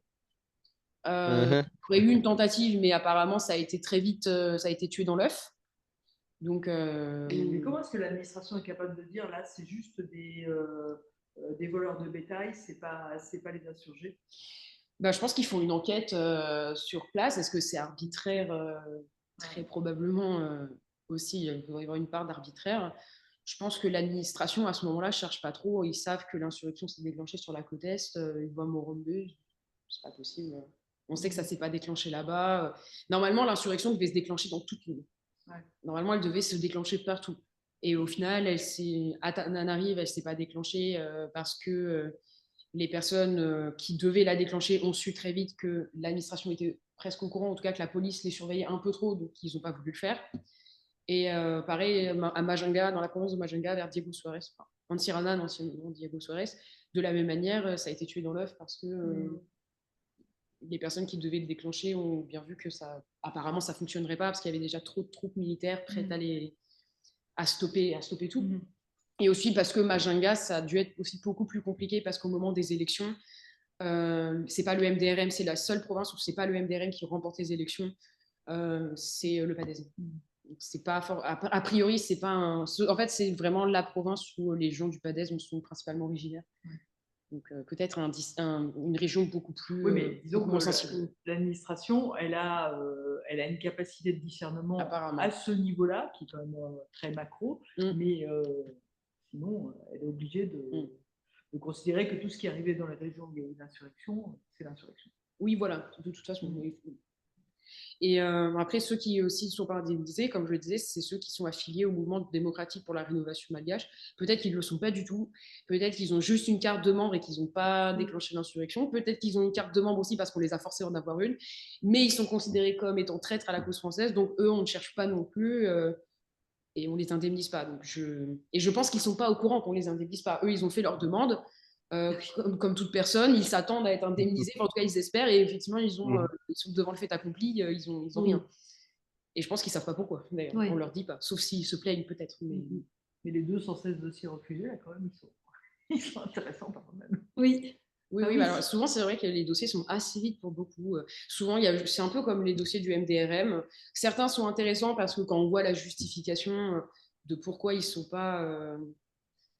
Pourquoi ils ne sont pas indemnisés, c'est par exemple avait une affiche de Ravo Mundi sur sa porte, mais ça ne dit pas qu'il a fait l'insurrection.